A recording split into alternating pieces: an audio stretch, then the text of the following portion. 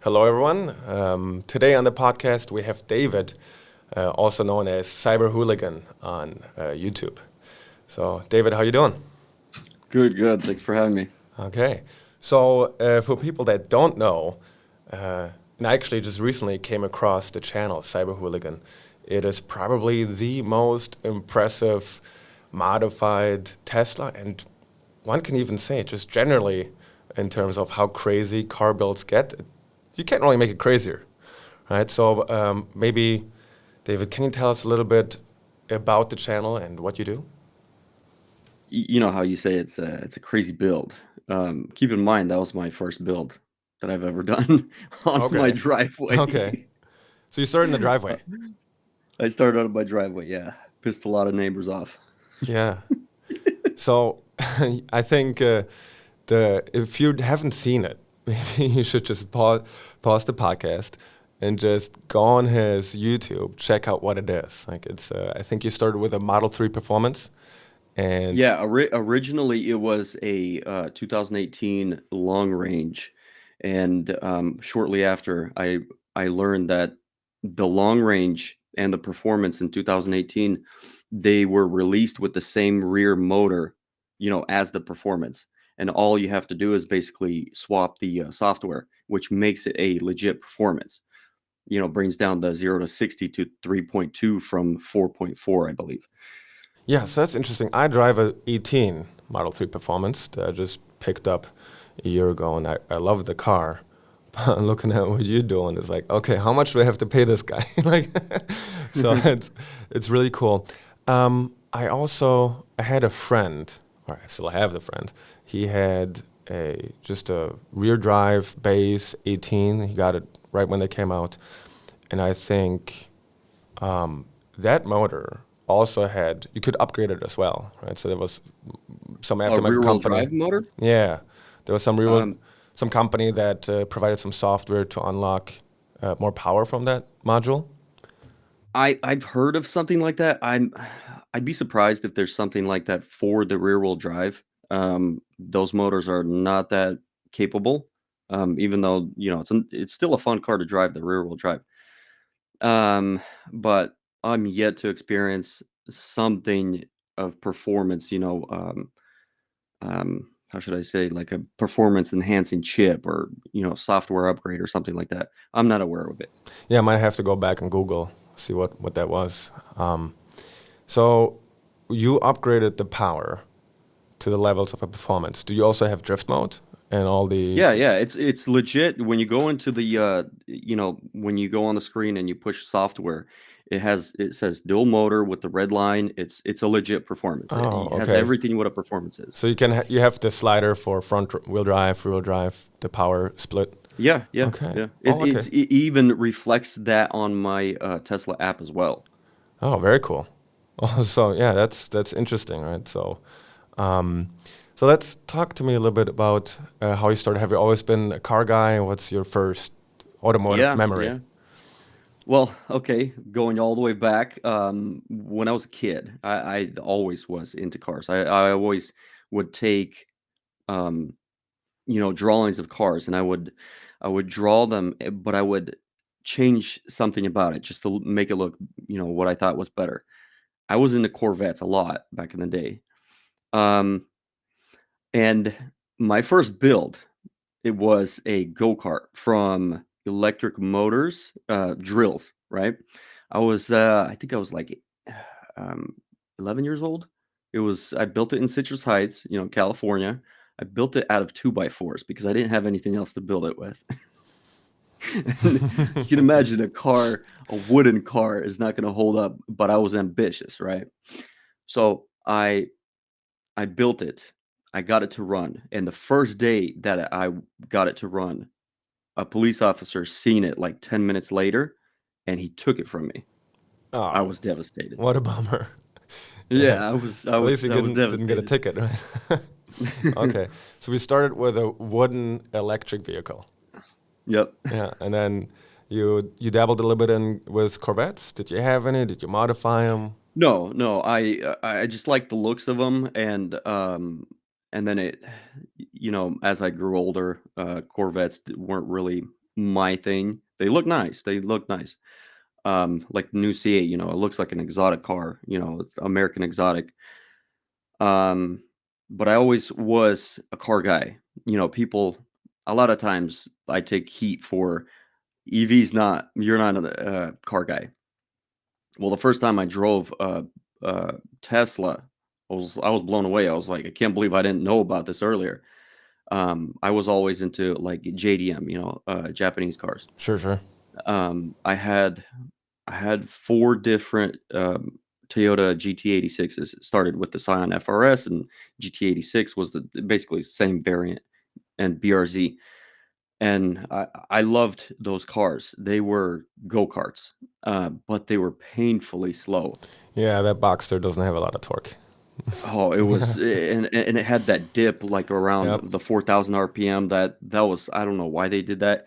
But what happened, I had this moment where I was standing at a stoplight, and I remember this. There was this Asian kid sitting in the passenger seat, and he's all looking at me, and he's kind of like almost got the signal, like, let's do this. He was the passenger. And my GT86, it was souped up. It was nice. It was lowered, and we take off at the stoplight. Now, keep in mind the car next to me that they're in is a Toyota Sienna, Okay. and Big and V6. then yeah, they end up beating me, right? And this kid is sitting there. When I catch up, this kid is sitting there. He's laughing, and I was like this. I was like, oh my god, this car is slow, and the driver looked like his 90-year-old grandma, you know. So I was like, I'm never gonna buy these cars again. So that's when I started looking into something with more power. That's very interesting. I think Top Gear did a drag race. This is the old Top Gear with Jeremy Clarkson and that crew, where they raced. I think it was a Sienna against an FRS or a GT86, and yeah, it pulled on it. Right, and the joke was that the minivan is faster than the sports car.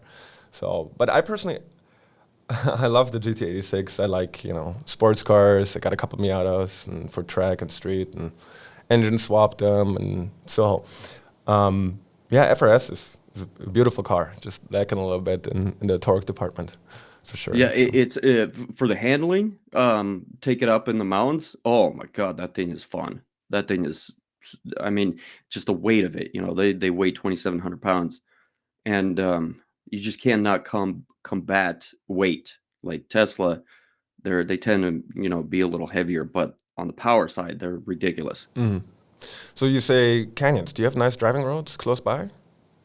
Yeah. Oh yeah. I live in Northern California, so I'm really close to Folsom Lake, and just right around Folsom Lake, there's a lot of beautiful roads, a lot. And driving up to Lake Tahoe, Lake Tahoe is about 90 miles away. Sometimes when there's time on the weekends, go for a drive up there. It's beautiful. Not right now; it's kind of snowy, but we have a lot. Yeah, we can't do any of that in Michigan. There's nice racetracks around here, scatter across the place. But if you want to go drive your car, it's basically straight with 90-degree turns, and you can cruise. Woodward is very famous with the Dream Cruise here. But yeah, my wife is from Burbank, and when I met her in college, she lived in California, and we fly out and rent a Miata, rent a ATS Cadillac, and just go for cruises. Right, just drive in the mountains. Beautiful weather, always sunny. So it's definitely nice that you have that there. Um, so growing up, Corvettes. Where did you learn all your skills? I think from the channel, you're a contractor by day, or used to. So handy, but where did you learn all this stuff? I don't know. Ever since I was, a kid, I have two older brothers, and whenever we would get some kind of like toys, electronics or something like that, they'd be mad at me that I was always pulling them apart, trying to see what's on the inside, what makes these things work. And I didn't put them together back together as much as I'd Yeah, taken there's them always an apart. extra screw, right? Like when Yeah, you and put together IKEA, it's always extra stuff. weight reduction. When Yeah. we put together salvage cars, and um, growing up, I was always fascinated about the mechanics of how everything works. Like everything from a Nerf gun to a remote control car. And originally, well, my first job was a construction job at 13, and since then, basically, it was just construction. And I was in construction because out of necessity, to make money, right? But it was always my dream to get back to what I wanted to do, is mess around with these more technical things, like kind of challenging. And I learned that just with a little patience, I can create some pretty cool stuff. Hmm. Yeah, follow your passions, I suppose, right? So, handyman, and I mean, you must also be unbelievably creative, right? So, like you said, drawing things, and then so when you design your cars, do you use CAD at all? When you dream it up, do you draw it by hand, and what's the process of coming up? Because the body work is the most impressive, right? Of course, getting the car to work and understanding the systems, and you just take a sawzall to it, strip it off. But so, yeah, do you use CAD? Not for the Cyber Roadster build. I didn't use any of that. Pretty much didn't even use any drawings at all. Because keep in mind, originally the Cyber Roadster build was just supposed to be a off-roader. Just get a Model 3, basically lift it, but the roof is very low slung. It'll look pretty cool off-road. And I was like, you know what? How often do I go off-road versus, drive a car on the road? So I'm like, I think I need to make an exotic car out of this. So it was literally like designing it as I go. The quarter panel on the Cyber Roadster, I changed it, I believe it was 34 times. I ruined so much material. And it was about 3 months. 3 months, 34 different designs. And most of the times I would do it, and you have to, as you go, you have to replicate the other side. Do it symmetrical. Do it because after each step, once you get past that step, you cannot really go back and kind of like how should I say like take the measurements off this side, take the measurements. You know what I mean? So it's like most of those measurements that I did twice, and yeah, I didn't use any CAD, nothing. It was just whatever worked, starting from the front going back. And a huge one of the huge, I should say, like things that hindered my ability to do just everything that I want from scratch was the door. Because this thing has a chop top, and the door looks huge, but that's when you see this car on the road, it looks ridiculous. It's like it catches so many people's attention. Like you drive by and people are like, what is that, because it just looks so low. The door is original, but everything else is basically my idea. So short answer, I didn't use no CAD on Yeah, that build. it's almost how coach builders used to build cars 100 years ago, right? Bodywork. So yeah, it's very impressive. It's also, have you heard from designers or even Tesla? Because the design looks so cohesive, right? And it's just unbelievable to me that someone can produce a design that has a design language and looks the same, gives you the same impression and feel, front, rear, every angle, from the top, from down low. So what is the feedback from not just people, but have you heard from companies, design houses? It's like, hey, wow, this is really cool. I haven't heard anything from Tesla. There's people that I've, tell me Tesla has, I don't know if this is true, that Tesla has a team within the company that whenever there's some kind of news that comes out, they're the first ones to hear about it. Now, this makes sense. And, I had people message me like, hey, I'm in Tesla. They're probably just, trying to talk or have a conversation with me, but they're like, Tesla's been talking about you. They've been talking about you within this group. I don't know if it's true, but the way they explain it makes sense. And but openly, nobody has acknowledged it.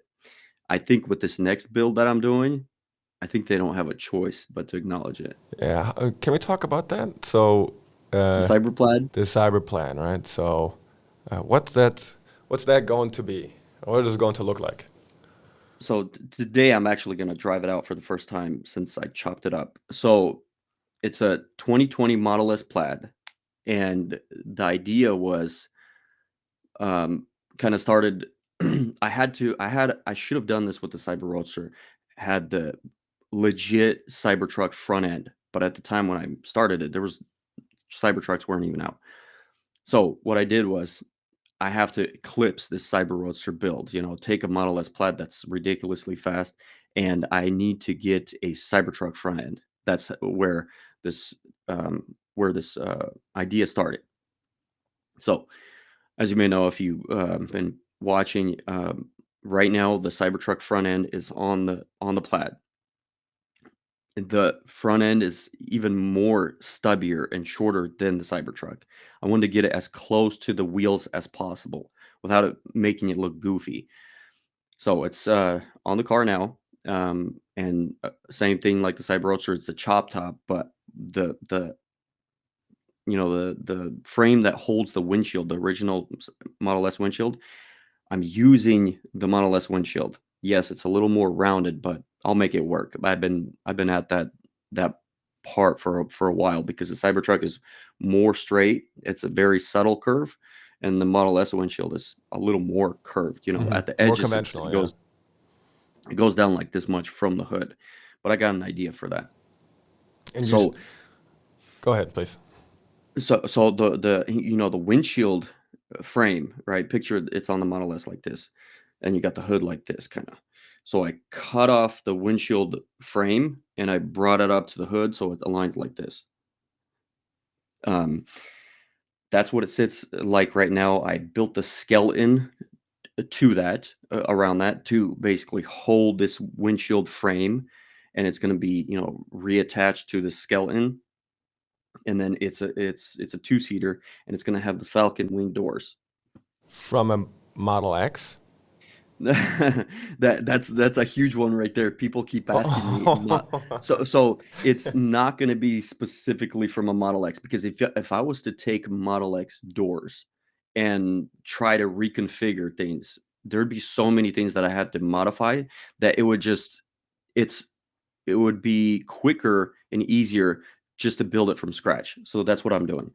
Model X doors, they have a elbow, when it kind of opens and then it opens again, kind of at the pivot point, and there's a lot of sensors. So to make that thing work, like I said, it's going to be a massive headache. So the only thing I'm going to use original is the window mechanism within the Model S doors, and the doors itself I'm making completely from scratch. They're going to be all aluminum. It's going to be square tubing and aluminum sheeting. Everything else is going to be pretty much custom. Even the window itself, it's going to be a flat panel. It's not going to have a curve to it. Not necessary, because it's going to be a short window. It's going to be about like this tall. So what's the point of making that curve, making all that tooling, and that it's not easy to go back and forth. So I'm completely left that out. I'm not going to make a curved window. It's going to be straight. Hmm. Yeah. So you said you use aluminum for the doors. Do you use steel usually for both vehicles' bodies? So the skeleton roll cage, what have you, is it's most of it is chromoly steel, very strong, sturdy stuff. Wherever there's plates, it's stainless steel, and wherever there's square tubing, that's also stainless steel. For the door itself, because of the weight, to hold down the weight, it's going to be all aluminum. Hmm. Interesting. So is the body of the Cybertruck going to be stainless steel as well, or are you gonna keep This that cyber plaid. the Cyberplan, right? The only thing stainless on that is basically the original hood and the fascia. But are you going to keep the look of the Cybertruck and the The stainless steel front appeal? end, yeah, oh yeah. Basically picture the front end, but it's extremely low to the ground with flares that are actually above the Cybertruck line. It's kind of hard to visualize that, but it's a crazy look, and um, I, I I I have the design. I've been working on the design since March of last year. So With that's a, hand drawings. You say you work on the it's design. actually a huge block of clay. Oh, have you shown this in your videos? No, No.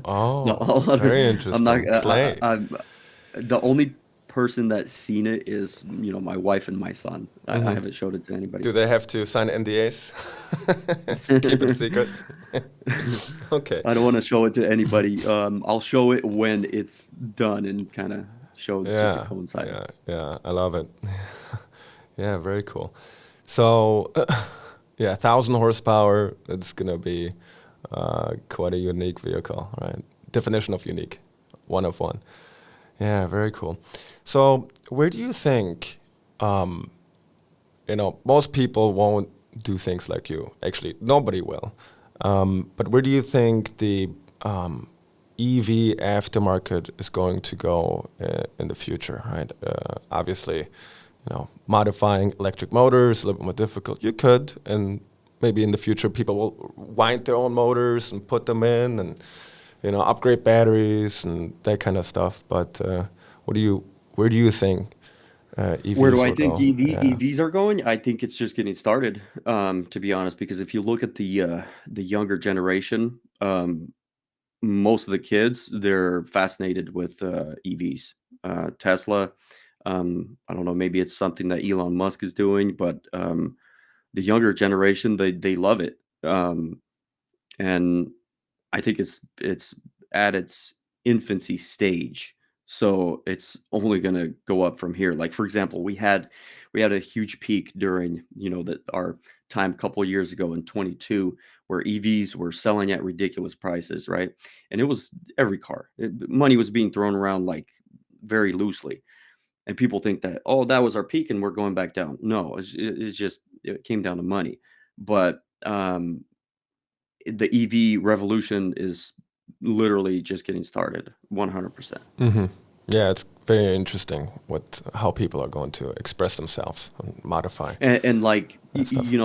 as I said earlier, a lot of people hate on, I notice me, like in the comments and stuff like that. I have, you know, 400, close to 470,000 followers just on Instagram. And this is just from the Cyber Roadster build. And if you go through my comments, you're going to find a lot of hate, EV. Um, And, you know what? There's the majority of what I see, can easily block out the hate. People love it. People love it. Yeah, it's interesting that that human psychology where a lot of people don't like the new, right? And they associate themselves with engines. The engine's cool. I'm an engine guy. I used to build them, but I also love electric vehicles, right? It doesn't have to be one or the other, right? So it's kind of, you see it in other places in American culture as well. We have, you know, just bipolar sort of thinking, right? But I don't think it helps anyone, right? So, yeah, I agree. It's definitely just in its infancy, and I'm just curious to see, right, where it goes in the aftermarket and even OEM, right? So new vehicles coming out, and It's just the raw power of EV, drive like, for example, some kind of lower end, cheaper sports car, and then you get into like a low end, let's say a rear-wheel drive Model 3. You're gonna be like, why am I driving that gas car? Just as a daily driver, um, whoever never drove a Tesla, they'll be blown away. yeah. I mean, I drove a lot of gas cars for fun on the roads and sort of, emotional, aspirational cars. And so my brother, he's got a 5-liter Mustang, right? S550. Um, it's basically straight piped, super loud. But when I drive it, just trying to have fun. It's too loud. It scares me that I get pulled over. I feel like cops see me from the next county over. And when I'm on Model 3, not only is it faster, but I get to enjoy it, right? At every stoplight, I'm just go, you know? Yeah. So, and actually, once you have, when you think about it that way, it actually gives you more accessible fun, in a sense, right? So, I mean, to each their own, and I love both, and everything has application, but I think there's something really cool about electric drivetrains. They also don't seem like you hurt them, right? It's quiet. You don't hear anything. When you hear a big motor, you know, or even your GT86, when you ring it out, it's always like, I feel like I am slowly, there's wear and tear. An electric vehicle, of course there's wear and tear too, but a lot less components, less moving parts. It doesn't feel like it. They just feel sturdy, right? There's that electric powertrain. So I think that's something that people aren't aware of. It's kind of accessible fun. For sure. Like, you know, in the when you're driving a gas car, main thing is you notice the differences in the heat it generates, especially in the summertime when you're really pushing your engine and you're in the hot temperatures. You notice you don't have as much power as you would, let's say, even in the morning. And that's a lot of engines are designed when it has too much heat. The head has too much heat. It'll kind of bring down the power too, and for good reason too. It's like a safeguard, right? Um, but yeah, EVs they don't generate any heat at all. Um, Very, very low compared to gas cars. And I wanted you said earlier about the how the Mustang is straight piped and super loud. That's one huge downside of EVs. You're not connected to the motor in terms of like the power or the sound, right? And not too long ago, I heard a Porsche Taycan drive by, and it had that option where it makes the sound. Have you heard the sound that Not the it makes? sound, no, but a lot of different EVs, you know, they pump something through the speakers now, Oh, like the there's most of them sound horrible. Like I don't want to hate on any of these, but I think it was like some kind of Honda. It drove by. It sounded like it was scratching metal to metal or something, and that was the sound being generated because yeah, I guess it's a requirement because to hear it driving by, but it was horrible. Most of them are horrendous. um, VW, they have a department just for the sound. They augment the sound, to the exterior. That's actually an option. That is one of the best sounds I've ever heard. When I heard that, I was like, I need to come up with something like that for Tesla. Tesla doesn't have it. I don't understand why they don't have it. It's very easy. They have the speakers, all the new cars, they have the speakers on the outside. I think it's enough to come up with some kind of sound, and the sound is only from 0 to, let's say, 30 miles an hour. Um, but the Taycan, the e-tron, if you have that option, that is one of the best sounding cars I've ever heard. I'm like, I was blown away. I freaking love it. Yeah, so a lot of Tesla doesn't do it, but a lot of EVs they have the pedestrian safety speakers, so that little external speakers, and they when you back up or go slowly, right, they'll essentially inform pedestrians that aren't paying attention that a silent EV is about to run them over, and so that's quite common. We've recently had the Hyundai Ioniq 5N, I think it was called, on the channel, and I took it home for a weekend to drive it around. And so that thing pumps in engine noises through the speakers on the interior, right? So you can set it to imitate turbocharged four-cylinder or something. So it basically sounds like a EV, and it simulates shifting as well. So you have, I don't know if you're familiar with the car, but it'll simulate shift points and it jerks you all just through software, and it's pretty fun. Then also does sort of fighter jet noises. You can select it to that. And so, what's your opinion on just synthesizing sounds for the interior? Is that something that you think they're trying to give more emotion to an electric drivetrain?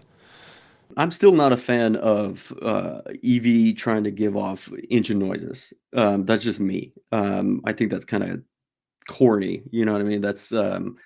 But it's so I think a lot of people would like it. It's new. It's new technology. And for the younger community, um, I think that's just an extra to have fun with.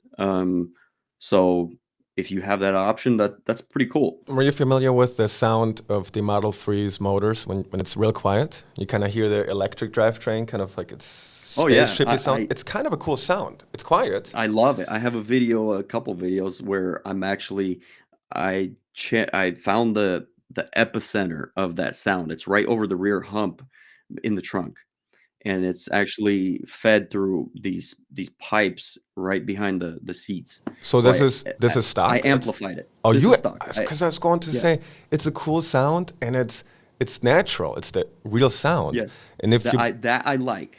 yes, exactly, right? And maybe in your build, and you're doing it apparently, to amplify that and bring that in through some interesting acoustics, pipe it in. That would, I mean, that I think that'd be super super cool, right? So That when I first started driving the Cyber Roadster after I started, I painted it and stuff like that. I was like, the whole interior was pretty much bare. It was taken apart, and you can really hear that noise. Um, I was like, you know what? I need to figure out a way to bring this to maybe even bring it to market. How can I amplify this? And I got a couple ideas. I don't want to expand on them, but that's something that I'm looking into. So I think if you found a good solution there, there would definitely be a market. I think that's something that would get people excited, and a lot of Model 3s, a lot of Model Ys on the road, and of course it's going to be millions of other EVs that are sort of going to be enthusiast vehicles. So you might have something there. That sounds very interesting. I can also imagine, gas cars. They help out the sound through the speakers as well, right? So Yeah, almost all of them do that right now. BMWs, Fords, fast Fords, and they use it to take out frequencies that might not be so nice and amplify others. But you could even think about recording the real sound of the motors and then just amplifying it through the speakers. It'd still be real. Of course, it's always cooler to just have a musical instrument, almost tubes, bringing it in and just amplifying it physically. But I think through electronics, it would be very interesting as well. Yeah. So The FRS GT86, they actually have that. There's a pretty much like it's like an inch wide tube. It's on the close to where the air intake is, and it's actually channeled to the firewall. I don't know if you know that.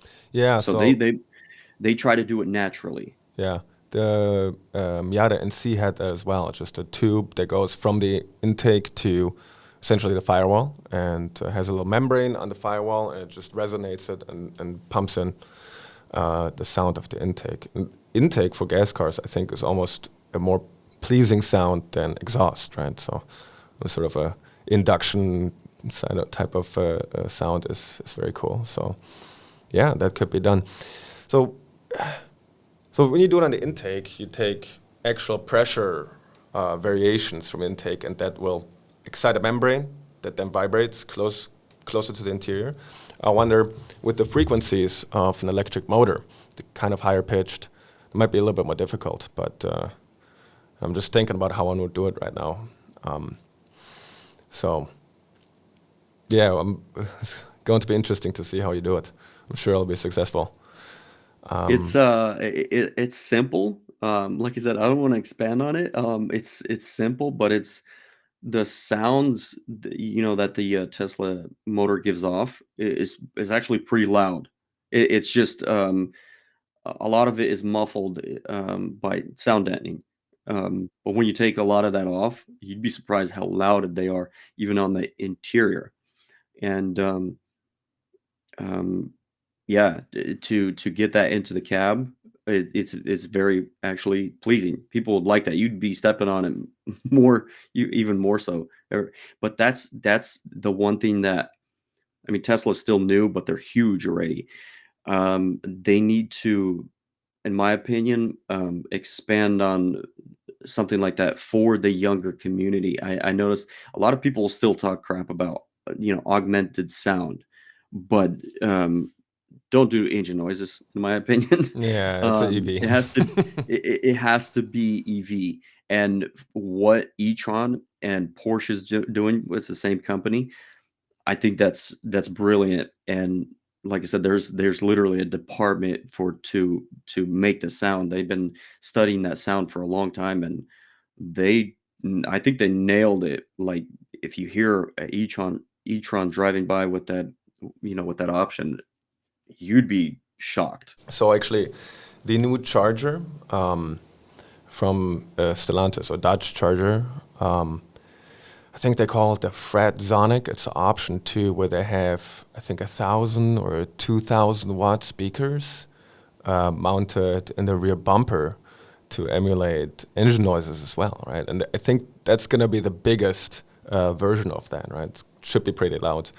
And here in Metro Detroit, we see a lot of them testing.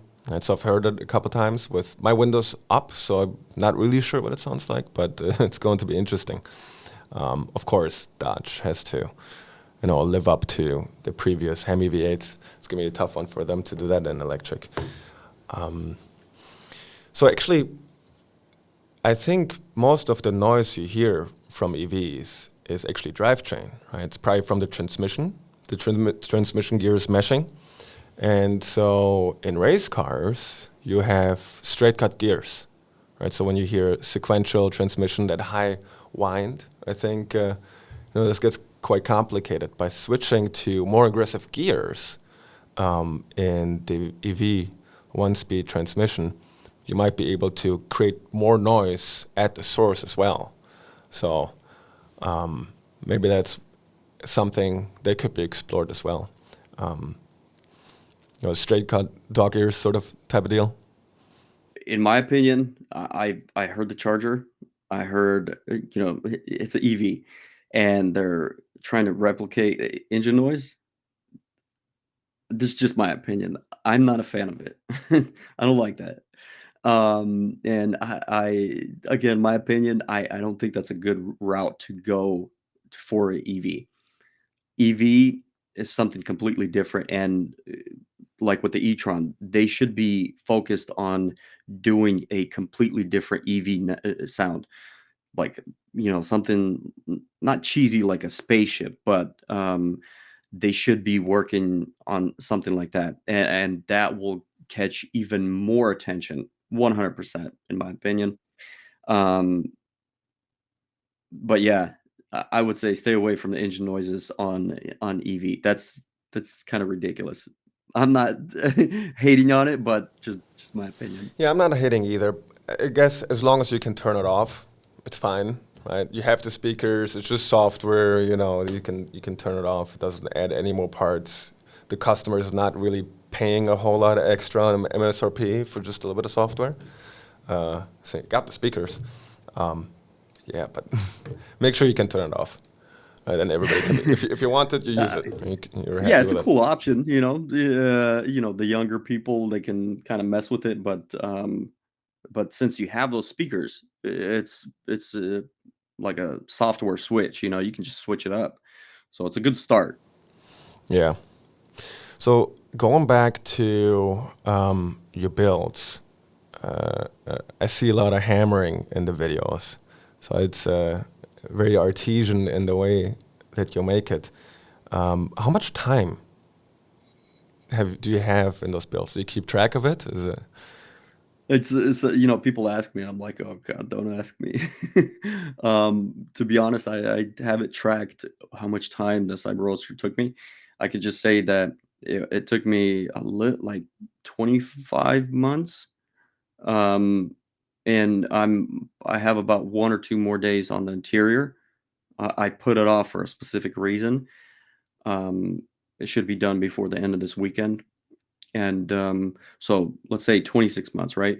And because I've been a contractor about I want to say 65% of that time I'm working contractor. So I put that off.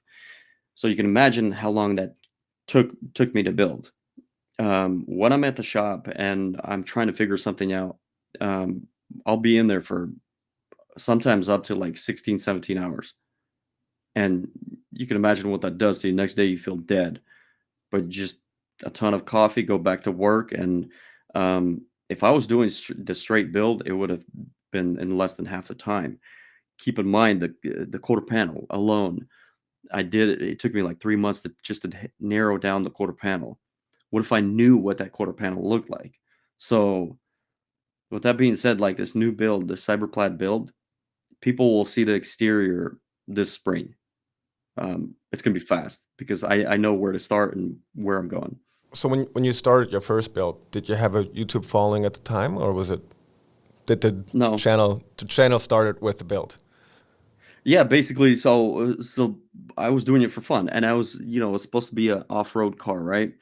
And I don't know if you know this. Before this Cyber Roadster build, I had I called it the Cyber Prius, and that was again for off-roading, for going to like in the woods, like I hunt. Um, I love to hunt, and this is where that started. I rented a RZR, super loud. It sounds like a Harley Davidson in the woods. I rented it and I was like, why would anybody try Where's to all do the this for animals? hunting? Yeah, Yeah. and that day, I remember I was driving with my dad, and my dad, I, my dad never complains. He's the kind of person, he'll enjoy the moment. And it's like we kind of came to the conclusion at the end of the day, like I think this is scaring away the animals. And we were driving back to the trailer.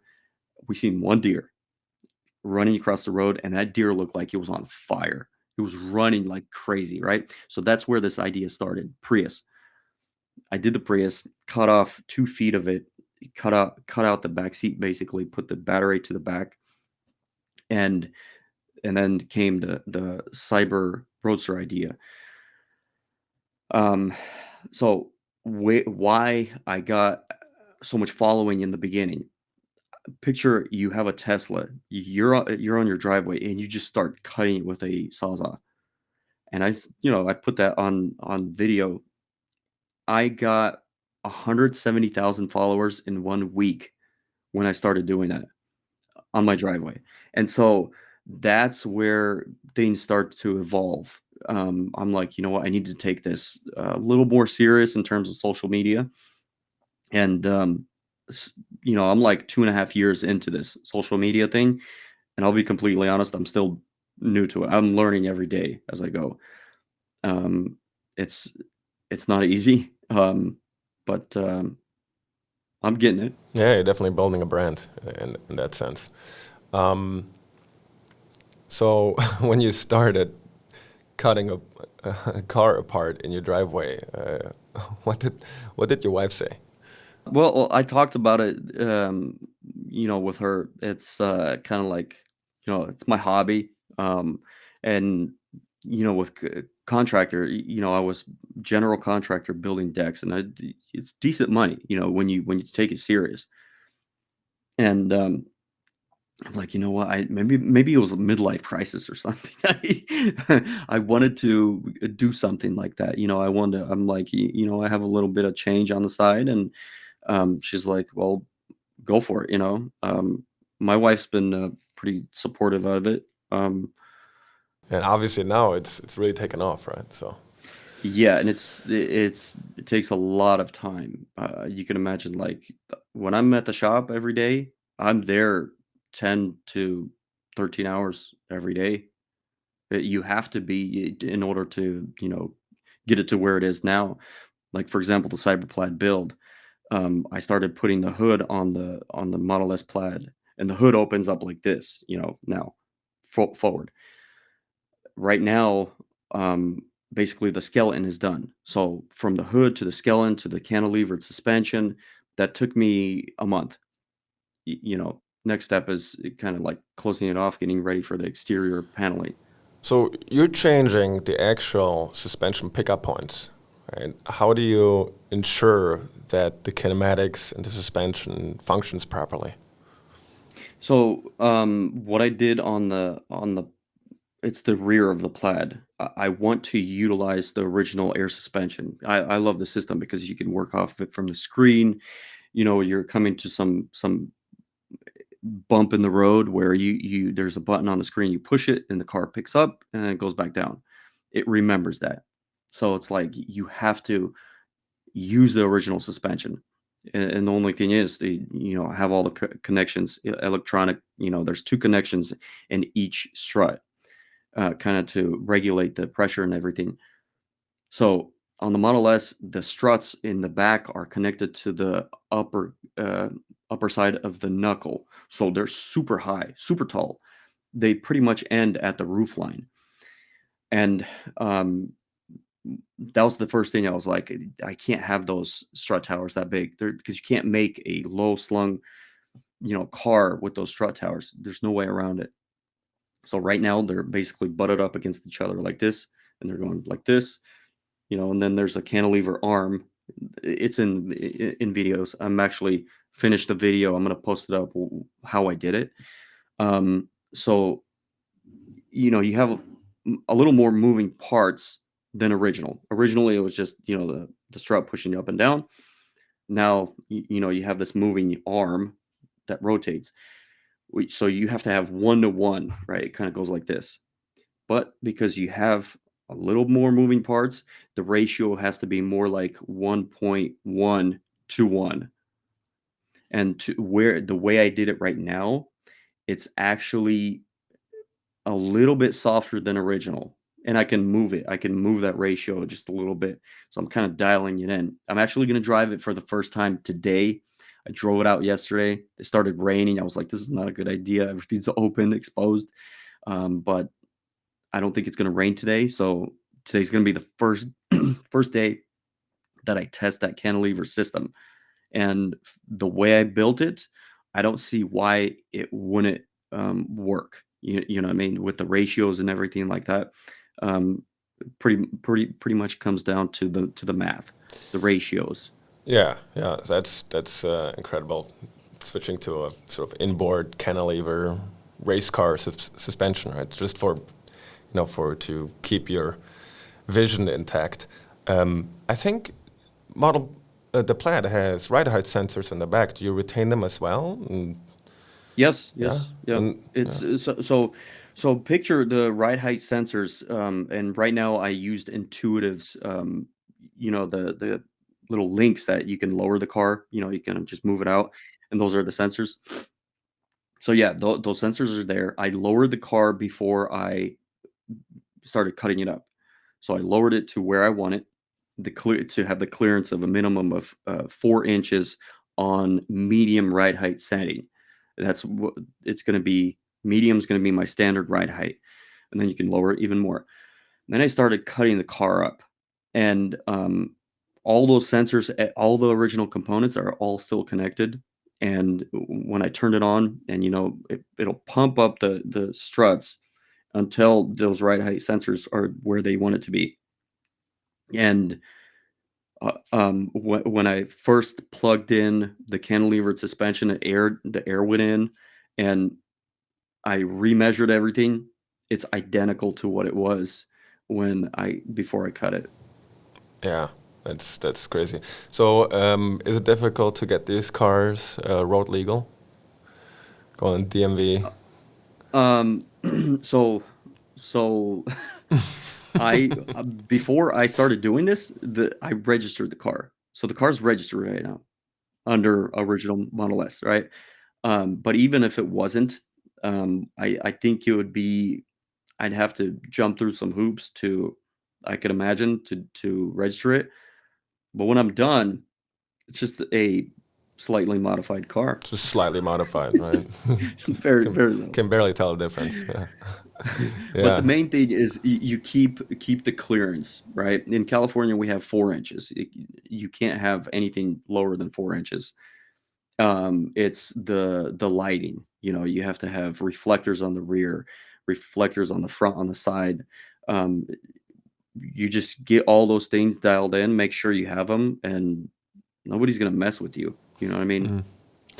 The light bar that you have on your first build, is it functioning? I'm not sure if it lights up or if that's just a graphic The Cyber detail. Roadster? Yeah, Cyber Roadster. Oh yeah, that it lights up. It lights up.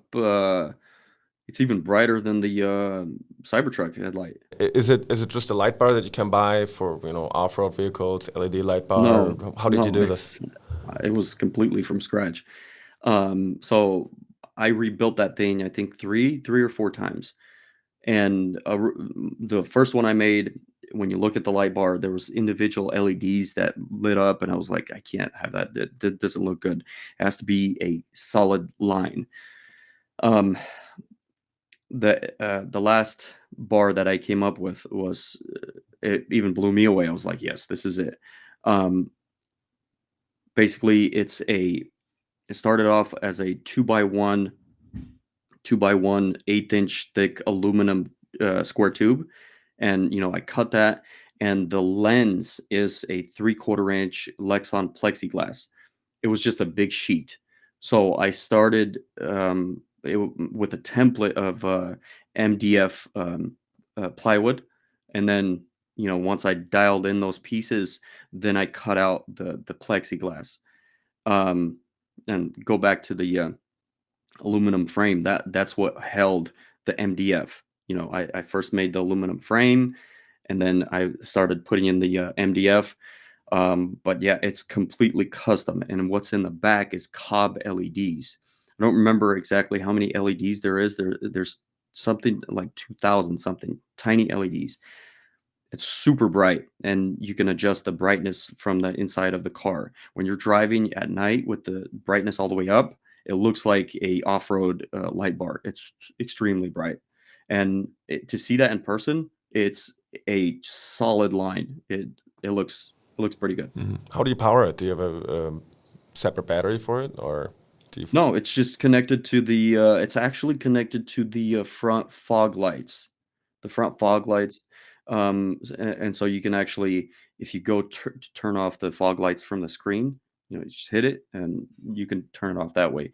And then there's a knob in the car that you can adjust the brightness. Yeah, yeah, very cool. So it still works off the original lighting system, basically. Yeah, the paint on that Cyber Roadster is very intense too, right? Very cool. I think it goes perfectly with all the sculpting of the bodywork, right? Different angles, and sometimes it's dark, sometimes it's bright, and so Yeah, and then in the shade, it looks like kind of like blood red, but if you see it in the sun, it's a completely different paint.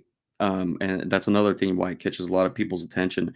When you kind of move from like angle to angle, it changes colors. It's almost like a chameleon, but it's still within the red. And about that paint, the paint option changed literally in the last minute. It was originally supposed to be like a metallic dark gray matte. That's what it was supposed to be. And I'm satisfied that I changed it, because I think the red just makes it pop even more so. yeah, it's almost similar to the Tesla Roadster concept, right? So I think Yeah, it's- yeah. yeah. So what do you think about the Roadster? Are you gonna chop one I up? love it. Oh yeah, as soon as I can. So I'm working on it. It comes down Turn to that money. into a sedan.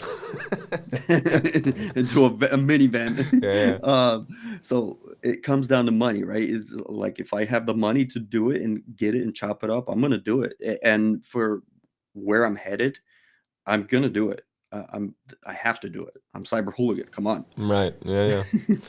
No, that's gonna be an interesting car. I think eventually it'll come out. Usually the things that Elon says he's gonna do happen. Sometimes a little bit later, but it's gonna be interesting to see if it comes with cold gas thrusters and rocket technology. So if it does, you have to get the ones with rockets, and Yeah, I'm maybe curious about that. boost that up. Yeah, it's gonna be very interesting. What is that gonna do? And that's gonna be a complete game changer in the automotive industry if he's gonna have thrusters.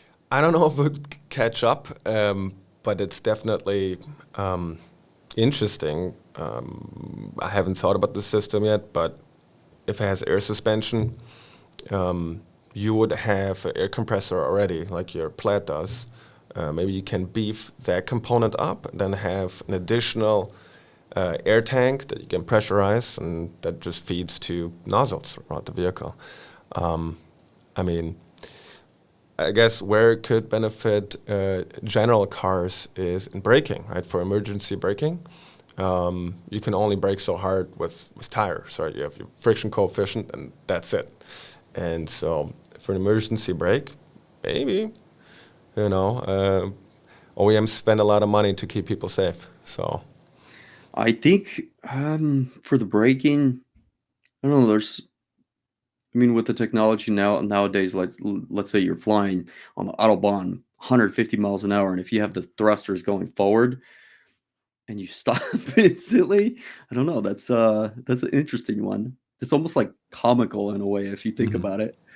yeah, But there's a guy on YouTube that simulated what a launch with the thrusters would look like, and I think Tesla said it would be with thrusters like a second to 60 or something, right? So I think they said 1.1. 1.1, yeah, which is 1.1. That's insane. yeah, I think I don't know what that is in G's, but that's similar to what fighter jets do when they take off from an aircraft carrier, right? With afterburners and crazy. slingshot. So I mean, if you compare what can the Plaid do right now, when I first got the first Plaid, I gave my brother a ride, and he was like, "I'm never getting into this car again." He's like, "I feel like I'm gonna vomit." That car's insanely fast. I can't imagine anything faster. yeah, that's the Platypus. I've tried it out. It's very intense. Would you modify other EVs as well? Or are you gonna stick with Tesla? Would you look at Lucids? Because there's some nice Lucids as well, right? That would maybe lend themselves to Lucid, something. Lucid. I don't want to hate on Lucid. They have a very very beautiful front, very sleek front. But when you get to the back, it looks like a completely different car. It doesn't. The back doesn't match the front. Yeah, yeah. It's aerodynamics. Aerodynamics definitely take over that car, right? So I think it's good. I mean, for OEMs, it's so difficult to, balance aesthetics with performance and aero and that stuff. So it's very impressive when you see a good-looking EV. I personally don't like the trend of crossovers, and trucks are fine, utility, but I wish we had more sedans. I think they just look better than lifted versions of sedans. Yeah, they more look like a almost like a spaceship, right? Going towards that. But to answer your question, am I going to do other cars? Right. My next consideration, I'm already thinking about the next build. It's either going to be a Taycan, Porsche Taycan, or something with a Cybertruck. And kind of leaning more towards the Taycan, just to kind of, expand my horizons. Yeah, Taycan would be interesting. With Taycan, Model S has very nice suspension as well, right? Double wishbones, multi-link, but Taycan is a very well-handling platform. So maybe something that's track-focused, right? So Taycan is extremely heavy. People don't realize how heavy it is. They weigh about 1,000 pounds more than the Plaid. What I actually recently found that out, and I'm like, geez, like they I thought I thought the Plaid was heavy. The Plaid is in the neighborhood of like an M5 in terms of weight, so it's actually not heavy for an EV. The Model S. Um, so Teslas are a lot further ahead in their game in terms of other EVs. Um, the Taycan, it's heavy, so it's kind of hard to go around the weight. You know what I mean? You could have fun with it, but you could imagine tires are gonna go very fast. yeah, I don't know about the Taycan, but the Model S is an all aluminum body structure, right? So it's pretty light for the size, and it being an EV with 1,000-pound battery. Yeah. How you said the Plaid has an all aluminum body. When I cut off the quarter panels a couple weeks ago, and I cut the quarter panels off with the strut towers, you pick them up like this, and you could just go like this up and down. It's insanely light. I had no idea. I have people coming into the shop, and I'm like, you have to pick up that quarter panel, everybody's blown away. They're like, they look at it like, how is this thing so light? It literally feels like paperweight, but it's extremely strong. Their 5-star crash test rating is, it's right up there on the top. So it's like, with the technology these days, and the materials, it's extremely light. Do you think if you used a Cybertruck or a Model Y with gigacastings, that would make your job more difficult, or would it help you? To do what? So the Cybertruck and Model Y, they have really large castings in the front and rear of the vehicle. They basically go cross-car from shock tower to shock tower, and it's just a giant casting, right, instead of stampings that are welded together. So it's, in a sense, more solid. I'm sure your Sawzall could get through it, but it's a different type of body construction, right? Large castings. Yeah, I mean, you don't really want to mess with those structural components, solid structural components. You want to, not mess with that. They're aluminum, right? Those castings, they're aluminum. Um, but if you have to modify them, when you said Sawzall, it'll cut through it very easy. It's Sawzall cuts through aluminum super easy. But when I was cutting the Model 3, they use a metal that is extremely hard. You go 1 inch on the Sawzall, and your Sawzall blade is done, no matter what kind of blade you use. But the aluminum is very easy to cut, extremely easy to cut. What's your favorite brand Sawzall? The tool itself, Yeah. I'm still using my original construction. I was a DeWalt guy. Okay. All right. That's a good tool. The brushless DeWalt. That thing runs like a champ. Yeah, with good old or good new lithium-ion batteries. Power tools are cool, right? With just the difference that new batteries make in Yeah, they those. come up like, for example, in my shop, I have Milwaukee. I'm using the 12-volt Milwaukees, tiny batteries, and I love those tools. That little battery can go pretty long ways. Yeah, it's essentially the same batteries that you have in EVs, just a couple, not 4160s, but 2170s that you have in Model 3. We have one of my colleagues, he bought a replacement battery from Amazon, some Chinese knockoff battery for his DeWalt drill, and it caught on fire in his basement in the middle of the night. So he had to evacuate his family and lived out of a hotel for a little bit. So definitely for the guys online, lithium-ion fire is a real deal, right? So I have a couple of knockoff batteries in my shop. Yeah. For my Milwaukee. Yeah, the fire department told them they see it all the time, that they catch on fire, right? So you got to be careful. I mean, you can buy quality parts. I mean, they all come from China anyways. But is that why they cost more, because they don't catch on fire? Probably. I'm not sure, but maybe keep them in the area where it's not very combustible. Yeah, so it definitely happens. Okay. Anything else that you'd like to share with the audience? And so first off, everybody has to go check out the channel. It's fantastic, right? Actually, you can learn a lot about vehicles too. Yeah, there's a big thing I want to say. I guess kind of a plug for the channel. The Cyber Roadster that you guys seen, the red one. I'm actually doing a giveaway on it. Oh. Yeah, I'm starting it next week. Tell us more. So it was, long story short, it was a nightmare to get this thing all, do the legal side of it and just set everything up. But yeah, it's that's one reason why I put off the interior, because I wanted the last interior video to be with the giveaway. This is my announcement for the giveaway. So the reason why it kept getting put off as how it did was because of me getting through the legal side of it. So right now, I'm scheduled for the 18th, and then a couple days ago, I had to push it out to the 20th. So the 20th of February, I'm starting the giveaway, and it's gonna run for 8 weeks. And this is to fund the channel. You know what I mean? I wouldn't give away the Cyber Roadster if I didn't have to. That'd be cool to have the Cyber Roadster, Cyber Plaid build. But it's for the future of the channel. Do the giveaway, and hey, maybe I'll continue to do my builds and give them away to people, even with the Cyber Plaid. Yeah.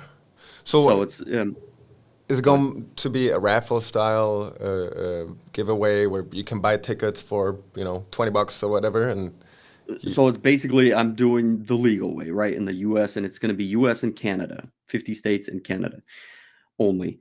And so you have to go in there. You get tickets with a purchase of, let's say, some merch, T-shirt, my ceramic coating, couple little things like a garage sign or something like that. Right now, there's like 9 or 10 products.